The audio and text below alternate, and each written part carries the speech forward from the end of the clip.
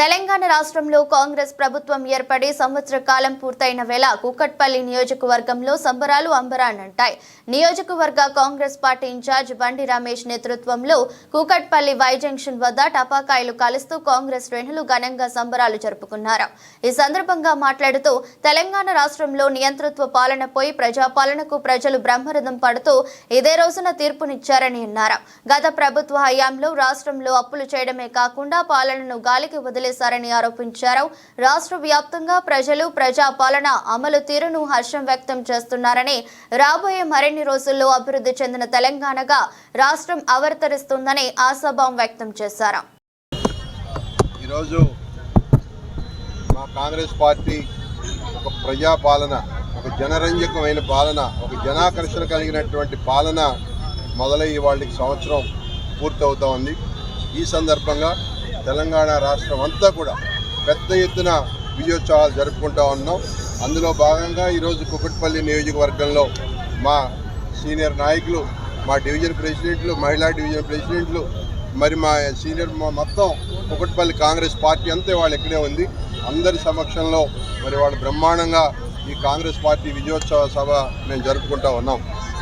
ముఖ్యంగా ఏం చెప్పదలుచుకున్నానంటే, గడిచిన సంవత్సర కాలంలో ఏదైతే మేము ఆ రోజు ఎలక్షన్ ముందు హామీ ఇచ్చామో 6 పథకాల్లో 5 పథకాలు మేము హామీ అమలు చేస్తూ ఉన్నాం.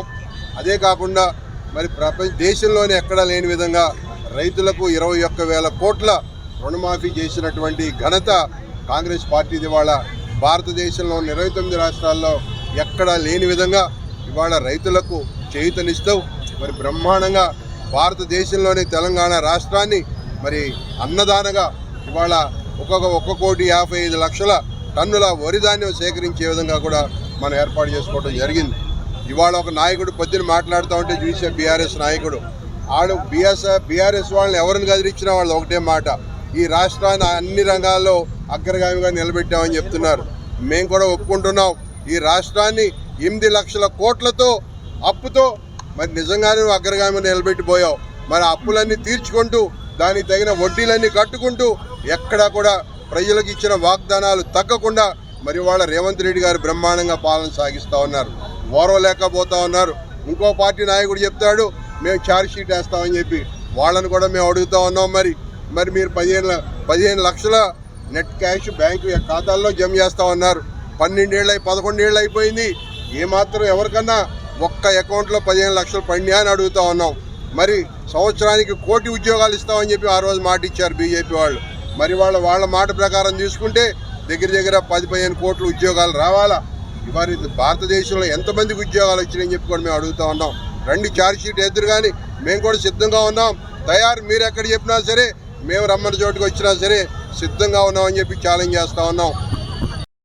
10 సంవత్సరాల అరాచక పాలన అంతమొందించి కాంగ్రెస్ పార్టీ ఆధ్వర్యంలో రేవంత్ రెడ్డి గారి నాయకత్వంలో తెలంగాణ రాష్ట్రంలో నిజమైన ప్రజాస్వామ్య వ్యవస్థలో ఒక ప్రజాపాలన ప్రారంభమైంది. ఈ ప్రజాపాలనకి మొదటి సంవత్సరం ముగింపు సందర్భంగా 2వ సంవత్సరం ప్రవేశపెడుతూ ఈరోజు కూకట్పల్లి నియోజకవర్గ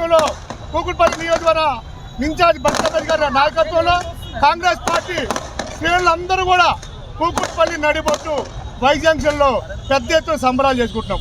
ముఖ్యంగా ఈ రాష్ట్ర ప్రజలకి ప్రజాపాలన అలా ఎలా ఉందో ఈ సంవత్సరం వాళ్ళంతా అనుభవించారు. అన్ని కష్టాలు ఉన్నప్పటికీ, లక్షల కోట్ల అప్పులు ఉన్నప్పటికీ ఈరోజు అనేక అభివృద్ధి కార్యక్రమాలు, అనేక సంక్షేమ కార్యక్రమాలు, మరొక పక్క విద్యా వ్యవస్థ, మరొక పక్క క్రీడా వ్యవస్థ, మరొక పక్క మహిళలు, మరొక పక్క రైతులు, అన్ని వర్గాల ప్రజలను మెప్పిస్తూ, అన్ని వర్గాల ప్రజలకు అందుబాటులో ఉంటూ అనేక సంక్షేమ కార్యక్రమాలు చేపడుతూ ఈరోజు 10,000 కోట్ల రూపాయలతో హైదరాబాద్ నగరాభివృద్ధికి ముఖ్యమంత్రి గారు ఈరోజు మార్నింగ్ శంకుస్థాపన చేశారు. ఏ రాష్ట్రంలో కూడా లేనటువంటిది, ఏ రాష్ట్రంలో కూడా ఈ భారతదేశ చరిత్రలో మొట్టమొదటిసారిగా 50,000 పైచిలకు ఉద్యోగాలు ఇచ్చే ఘనత కాంగ్రెస్ పార్టీకి. ఏ రాష్ట్రంలో లేనటువంటిది మొట్టమొదటిసారిగా రైతులకి 21,000 కోట్ల రూపాయలు 24 లక్షల కుటుంబాలకి లబ్ధి చేకూరే విధంగా భారతదేశ చరిత్రలోనే స్వాతంత్రం తర్వాత ఏ రోజు కూడా 1,53,000 టన్నులు పండించిన చరిత్ర లేదు సమైక్య ఆంధ్రప్రదేశ్లో కూడా.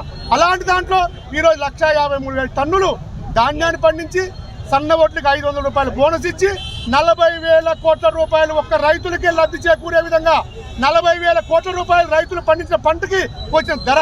అంటే ఈ రోజు కేసీఆర్ అన్ని వ్యవస్థలు చిన్నాభిన్నం చేసిన, ఈ రాష్ట్రాన్ని అప్పులు పాలు చేసిన, ఈ రాష్ట్రాన్ని పరిపాలన వ్యవస్థ